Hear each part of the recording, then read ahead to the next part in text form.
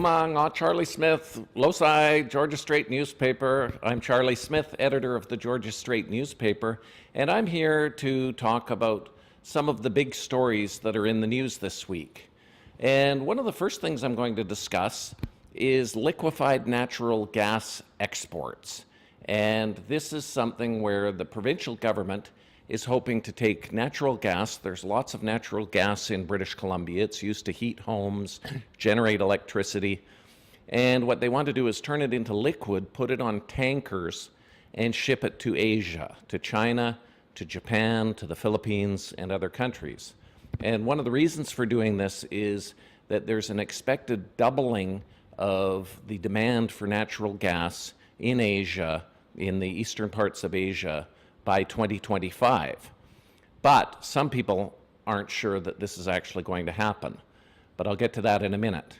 So what the Premier Christy Clark's plan is to create liquefied natural gas plants on the west coast of Vancouver Island because it's closer to ship to Asia from Kitimat and Prince Rupert than it is from further down the coast, whether it's Vancouver or Long Beach or Seattle, some of the other major ports. So the plan is to take BC natural gas, ship it by pipeline to the west coast, the northwest coast, you cool it down, and then you put it on ships and send it to Asia. But one of the issues is one of the major customers is expected to be Japan. And Japan's demand for natural gas has increased sharply since the Fukushima nuclear reactor accident in March of 2011. That was when an earthquake hit Japan and crippled a major nuclear power facility and raised questions across the country about the nuclear power industry. We're seeing some of the same concerns being raised in Taiwan as well. So basically what's happened is Japan is foreseen to be a major customer, but one of the major Japanese oil companies is now looking at using hydrogen fuel cells to heat homes. And hydrogen fuel cells are these renewable sources of energy that you come from hydrogen, and they don't emit any emissions, so there's no greenhouse gases, unlike natural gas. And if this catches on in Japan, that could have an effect on the demand for British Columbia natural gas. At the same time, China is negotiating with Russia. Russia has enormous amounts of natural gas, but China is also promoting its renewable energy industry, and there's been legislation in China, and part of the reason is that renewable energy, whether it's hydropower, solar power, wind power, tidal power, or these hydrogen fuel cells, the use of these devices does not emit any pollution. And some of the Chinese cities are suffering from pollution, so this is seen as a way to deal with that. Another big customer that's expected for BC natural gas is the Philippines.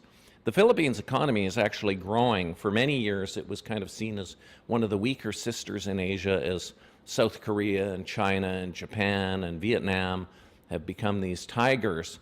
But now the Philippine peso has actually been increasing in value, and there's a sign that perhaps the Philippines economy is poised to finally make some strides and show some significant improvement. So that natural gas strategy is going to be a central part of the BC election coming up on May 14th. Another aspect of the BC election which we're interested in is the provincial budget. And the BC Liberals have announced that they've introduced a balanced budget this year with a small surplus, and that's coming from the sale of government assets, which will help balance the books. The NDP has been very critical of this, which is the opposition party. It's expected to form the government, and this week they made an announcement saying that there is actually a government deficit of $790 million. So the BC NDP finance critic, Bruce Ralston, and he's a former party president, says that this balanced budget is not true, what the BC Liberals are saying. The BC Liberals say their budget is balanced, so they're having a bit of a war of words as we lead up to the election. what I find interesting about this is in 2009, the BC Liberals brought in a budget before the election, and it had a $495 million surplus, or deficit, sorry, $495 million deficit. The NDP at the time accepted that forecast, but after the election, the deficit turned out to be a lot larger. It went up to $2.8 billion at one point, and this was after the 2008 global economic meltdown. So the deficit was much larger than they said in the budget, but the NDP didn't challenge that at the time, with the exception of one candidate, Gabrielle Yu, who was running in Vancouver-Fraserview.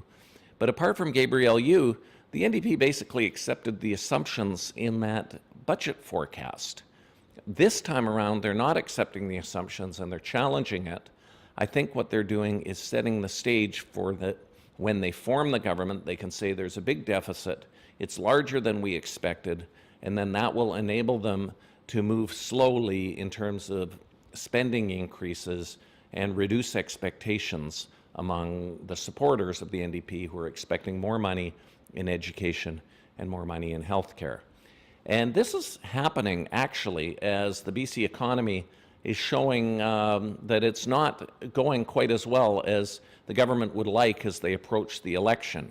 The BC government has been doing all these advertisements about the BC Jobs Plan, but in fact, in the month of March, BC lost 15,000 jobs, and the unemployment rate increased from 6.3% to 7%.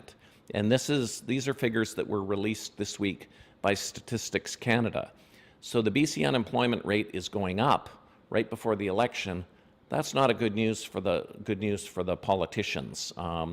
And Christy Clark in particular has been talking a lot about her jobs plan ever since she became leader of the Liberal Party in 2011. And with numbers like that, it's not a good sign. The jobless rate also increased in the rest of Canada, and there were fewer jobs in the United States. So this is a trend that's hitting North America, a slower economy. And to a certain extent, it's related to a bit of a slowdown in Asia, in particular India, but China's been having some difficulties as of late. The economy's still growing, but not at the pace that it grew in the past. And I think North America is feeling the effects of that. There's also continued problems in Europe with the financial picture there. At times it looks like the situation's improving, and then you get a sudden news like the Cyprus bank situation where there wasn't they wanted to actually tax the bank accounts, put a levy on bank accounts until the public went crazy.